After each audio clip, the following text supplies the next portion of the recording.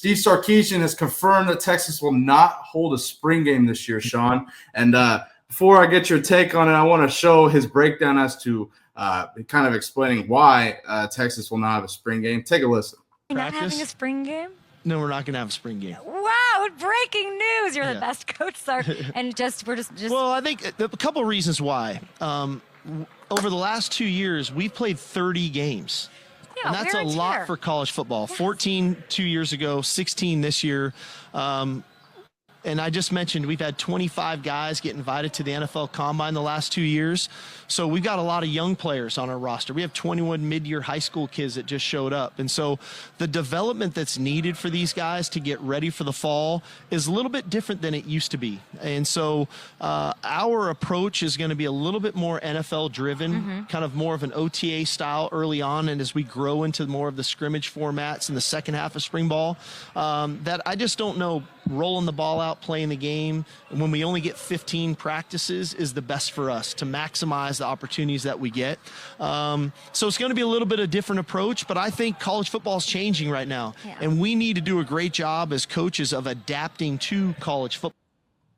Shaun, there's Sark's explanation for it, but I got to ask you as a former college coach yourself, what's the real reason that Sark canceled Texas spring game? You saw Matt Rule and Nebraska seemingly do the same thing. What are your thoughts? Shout out to my girl, Kay Adams, looking gorgeous as always. My little sister. I think you're going to see a lot more teams canceling the spring game.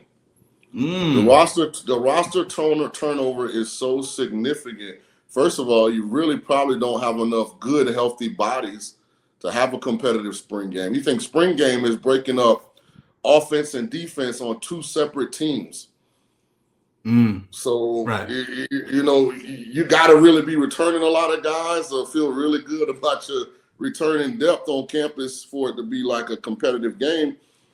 And also, why not just turn it into like a big recruiting day without the game?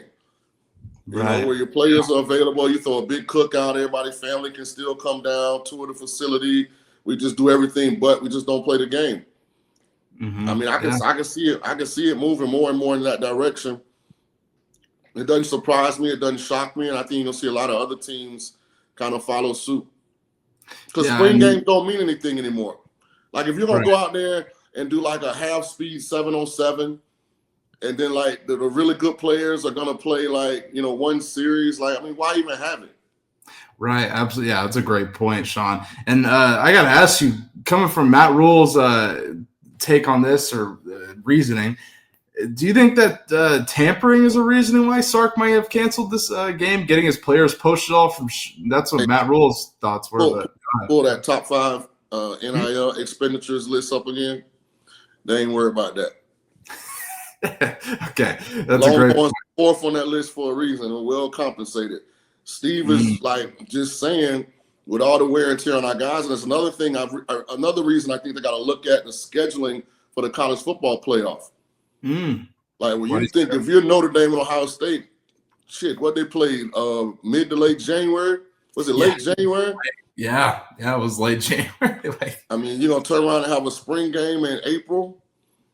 Yeah, it was a very quick turnaround. But college football playoff is late, Right. So I mean, the teams that feel like they're gonna be in it, he'd rather get the repetition out of sight. So that his guys, can get comfortable with the schemes and the systems and, without having to do it in front of a large audience before they're ready. So I don't have a problem with it. I really don't. It makes sense with the way college football is evolving, with the portal, with the teams that play in the college football playoff. I'm telling you, I would not be surprised if you start seeing a lot of other teams cancel their spring game. For a team like Nebraska that's been done with football for 4 months now, Matt Rule has no excuse. Yeah, that's a great point, Shaun. great point there. Well, Shaun, sticky on this. So Texas not having their orange-white spring game, but I got to ask you about Texas headed into next season. Their first season, I think they fared pretty damn well in the SEC for their first year in the conference. Now headed into next season with Arch Manning at the helm. What are you optimistic about Texas? Are you're at top of the top going into teams next season? What are your thoughts?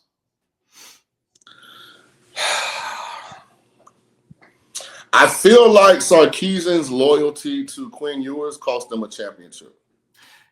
I agree with you. That's a great point. I think if he would have made the difficult decision to go to Arch Manning, what Arch's skill set says he brings to the table would have made Texas a very formidable opponent. Right. Because he added the QB run aspect to the offense. Mm-hmm. The reason I hesitate to have an expectation, they lost a lot now. Those two wide receivers are really freaking good. Matthew Golden and Isaiah Bond. Mm-hmm. Yeah. As I'm doing my NFL draft evaluations,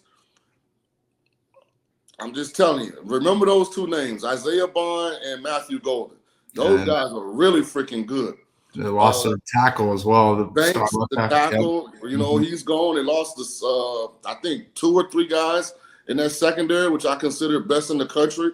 Mm-hmm. So, I mean, when you look at the money they're spending and the level they're recruiting at, you would presume that they have guys adequate, you know, replacements. But again, next year's next year. This year was this year. You got to stay healthy. You got to get fortunate. Some call it lucky in a couple tight games and see if you can get back. So I'm excited to see Arch Manning play. I have not made an evaluation of Arch Manning. Mm-hmm. So I'm not going to make him a prohibitive #1 draft pick because his last name is Manning. I think that's unfair to the kid. You know, let's let him go out there and we'll see. Absolutely. That's a great take. And can't wait to hear your breakdown of Arch as we get later in the offseason, close of the season. But, yeah, Texas is one of the – Can I say something? Yeah, go ahead. To all you young quarterbacks, Arch Manning is going into year 3 at Texas, and for the first time will be the full-time starter at this university. He redshirted his first year out of high school. He backed up Quinn Ewers last year, started a couple games when Quinn got hurt. He didn't complain. He didn't jump in the portal. He didn't leave. Sure. Now that he gets his opportunity to start, he's been in Sarkisian's system going on his 3rd year.